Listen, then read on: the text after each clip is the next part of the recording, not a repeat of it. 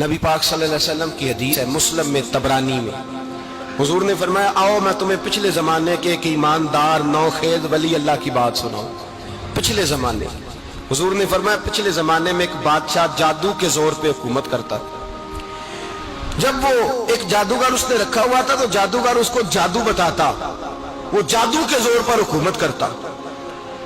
جادوگر بوڑھا ہو گیا تو کہنے لگا بادشاہ کو نوجوان میرے پاس بھیج دے، اب میں بوڑھا ہو گیا ہوں، میرا پتہ کوئی نہیں کب مر جاؤں۔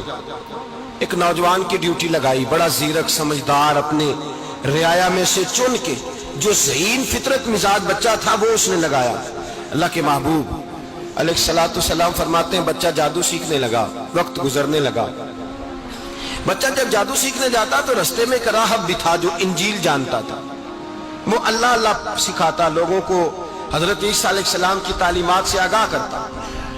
اس نے دیکھا کہ یہاں بھی لوگ کٹھے ہیں تو وہ بچہ اس راہب کے پاس بھی اٹھنے بیٹھنے لگا۔ اب جب اس کے ساتھ اس کی گفتگو بڑھنے لگی تو اس کو باتوں میں لذت آنے لگی۔ اس نے راہب نے پوچھا کہ تو کون ہے اور کس طرح سے آیا ہے، کیا تیرا معاملہ ہے؟ اس نے کہا جی میں جادو سیکھنے جاتا ہوں، آپ کی باتیں مجھے بڑی اچھی لگتی ہیں۔ اس نے کہا دین سیکھ، جادو سیکھنے والے کافر ہو جاتے ہیں، قرآن و حدیث سیکھنے والوں کو اللہ کامل ایمان عطا فرماتا ہے۔ فرمایا یہ سیکھ۔ بچہ بیٹھنے لگا، اس کے پاس آنے لگا، باتیں دل میں گھر کرنے لگی۔ ایک وقت آیا کہ مسلمان ہو گیا، اور مسلمان کیسے ہوا؟ بچہ کہتا ہے میں تجربہ کر کے ہوا۔ اب میں تھوڑا سا وقت جادوگر کے پاس بھی جاتا اور باقی سارا وقت وہاں بیٹھتا۔ میں ایک دن جا رہا تھا تو رستے میں اژدہا تھا، بہت بڑا سانپ تھا، رستہ روک کے کھڑا تھا۔ یہ حضور نے بیان کی حدیث۔ نبی پاک صلی اللہ علیہ وسلم فرماتے ہیں بچہ کہتا ہے کہ رستے کے اندر سانپ ہے، رستے بند ہے، لوگ چھتوں درختوں پہ چڑھے، ہراش ہے۔ کہتے چھوٹا سا روڑا میں نے اٹھایا تو میں نے کہا اللہ اگر جادوگر سچا ہے تو اسے مار دے۔ چھوٹا سا روڑا میں نے پھینکا، اژدہا کوئی نہ مرا۔ پھر چھوٹا روڑا اٹھایا، میں نے کہا اللہ اگر وہ عالم سچا ہے تو اسے مار دے۔ اب جب میں نے روڑا مارا تو اژدہا مر گیا۔ میرے اندر سے گواہی آئی نہیں دین کی باتیں سچی ہیں، نہیں قرآن کی باتیں اسلام سمجھانے کے لیے عرض کر رہا ہوں، اگرچہ اس دور میں انجیل تھی، اللہ رسول کی باتیں اچھی ہیں۔ کہتے میں مسلمان ہو گیا، اب میں نے راہب کے پاس ہی رہنا شروع کر دیا، جادوگر کے پاس چھوڑ دیا اس بچے نے آنا۔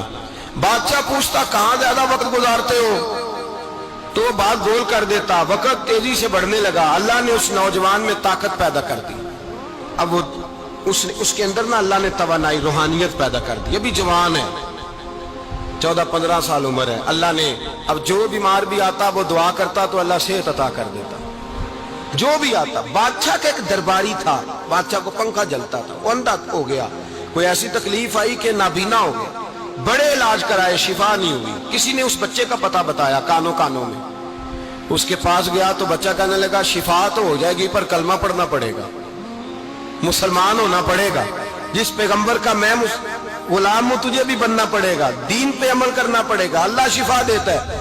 اس نے کہا تو مجھے کلمہ پڑھا، مجھے شفا دے، میں تیار ہوں۔ اس نے کہا شفا تو اللہ دیتا ہے۔ اس نے اللہ تبارک و تعالیٰ کا ذکر کر کے دعا مانگی، یہ مسلم شریف میں حدیث ہے، طبرانی میں موجود ہے۔ اللہ نے اسے شفا دی، اس نے کلمہ پڑھنا شروع کر دیا۔ یہاں ایک نقطہ لکھا ہے ہمارے علماء نے، کہتے ہیں جب اللہ ولایت عطا کرتا ہے نا تو یہ سفید بالوں والے کا حصہ نہیں ہوتی۔ اگر جوانی میں کوئی آدمی توبہ کر کے تصوف کے رستے پہ چلتا ہے تو سب سے زیادہ ولایت اللہ اسے عطا فرماتا ہے، سب سے زیادہ ولایت اس کے پاس ہوتی ہے۔ ابھی اس کے بال کالے ہیں، چڑھتی جوانی ہے، دعا کی تو اللہ نے، اور حدیث پاک میں موجود ہے کوڑے آتے تو شفا یاب ہو جاتے، اندھے آتے تو شفا یاب، برس والے آتے تو اللہ سے دے، جوان ہے۔ بادشاہ کے پاس وہ واپس گیا، وہ جو آدمی جس کی آنکھیں ٹھیک ہوئی تھی۔ بادشاہ نے پوچھا کہ کیسے شفا ملی؟ تو کہنے لگا میرے رب نے شفا دی ہے۔ بادشاہ سجدے کراتا تھا، اپنے آپ کو منواتا تھا، معاذ اللہ، کہنے لگا میرے علاوہ کون رب ہے؟ اس نے کہا وہی رب ہے جس نے تجھے پیدا کیا ہے، اور وہی رب ہے جس نے مجھے اندھے کو آنکھیں دی ہیں، وہی ہے میرا مالک۔ کہا اچھا تو مجھے نہیں مانتا؟ کہا نہیں میں اپنے رب کو مانتا ہوں۔ بادشاہ نے اسے سزا دی، ستایا، اس نے بچے کا پتہ بتایا، پھر بچے کو بلا کے ستایا تو اس راہب کا پتہ بتایا، راہب بھی قتل ہو گیا، نابینا بھی قتل ہو گیا۔ بادشاہ نے کہا سپاہیوں سے اس بچے کو لے جاؤ اور پہاڑ کی چوٹی پہ جا کے نیچے پھینکو تاکہ مر جائے.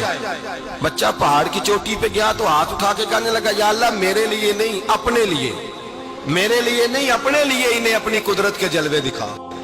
میرے لیے نہیں، اللہ کے بندے اپنی جان بچانے کی دعائیں نہیں مانگ، اپنے لیے انہیں اپنی قدرت کے جلوے دکھا. یہ دعا مانگی، جتنے لوگ ساتھ آئے تھے وہ سارے زمین پہ گرے اور سب مر گئے، پہاڑ سے گر کے مر گئے. بچہ واپس سیدھا بادشاہ کے پاس کہنے لگا لو بھائی میرے رب نے مجھے بچا لیا ہے.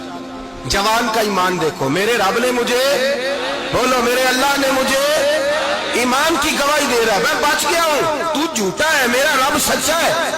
اس نے کہا لے جاؤ اس کو دریا میں، کشتی میں بٹھاؤ، بیچ دریا کے جا کے دھکا دے دو.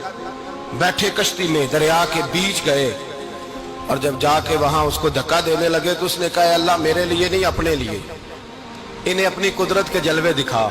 بس ایک طوفان سا آیا، جتنے سپاہی ساتھ آئے تھے ڈوب کے مر گئے. وہ بچہ اٹھا اور سیدھا پھر بادشاہ کے پاس، اسی کے پاس کہنے لگا لو بھائی میرے رب نے مجھے بچا لیا ہے، تیرے پاس آیا ہوں. وہ کہنے لگا تو کیا مصیبت میرے گلے پڑ گئی ہے، کیسے جان چھوٹے گی؟ تو بچہ کہنے لگا اگر تو مجھے باندھے درخت کے ساتھ اور سارے ملک کو بلائے، لوگوں کو اکٹھا کرے، پھر تو مجھے تیر مارنا، میں تجھے بتاؤں گا کیسے مارنا ہے، میں مر جاؤں گا. اللہ کا بندہ نوجوان ایمان دیکھو، مرنے کے طریقے بتا رہا ہے، میں تجھے بتاؤں گا میں کیسے مروں گا. یہ بات کہی، بادشاہ نے سارا مجمع جمع کیا، ملک سارا باہر آ گیا، درخت کے ساتھ باندھ دیا. کہنے لگا بھائی لوگوں یہ مجھے مارنا چاہتا تھا، مار نہیں سکا، اب میں اسے بتانے لگا ہوں کہ میں کیسے مروں گا. اسے کہو جب تیر مارے تو ساتھ میرے رب کا نام بھی لے، میں اپنے رب کے نام پہ جان دوں گا، ایمان کی پختگی میں اللہ کے نام پر جان دوں گا. اسے کہو رب کے نام پہ مارے، مر جاؤں گا. بادشاہ نے اللہ کہہ کے تیر مارا، پیشانی میں لگا، بچے کی روح پرواز کر گئی. جتنا مجمع کھڑا تھا سارا کلمہ پڑھ کے مسلمان ہو گئے، سارے مسلمان ہو گئے سارے. میرے رسول پاک سید عالم صلی اللہ علیہ وسلم نے نوجوانوں کو بتایا جب تمہارے اندر ایمان کی قوت آئے گی تو اللہ تمہاری مدد کرے گا. فرمایا وہ نوخیز ولی تھا، ابھی جوان رانا تھا، ابھی اس کی پیشانی پر جوانی کے آثار تھے، لیکن اس نے اللہ کو راضی کیا، رب کریم کو راضی. ولایت کا مطلب بڑھاپا نہیں، ولایت کا مطلب وہ نہیں کہ جب بڑا لمبا وقت گزر جائے تو پھر آدمی آئے کہ نہیں اب کیا کرنا ہے، اب مسجد ہی ہے، اب تو اس کے علاوہ گزارا ہی کوئی نہیں. تو اس وقت کا آنا اللہ کی بارگاہ میں قبول تو ہے، لیکن شاباشی اسی کو ملتی ہے جو جوانی کا وقت آئے، جو عین اس وقت آئے جو وقت میرے رسول پاک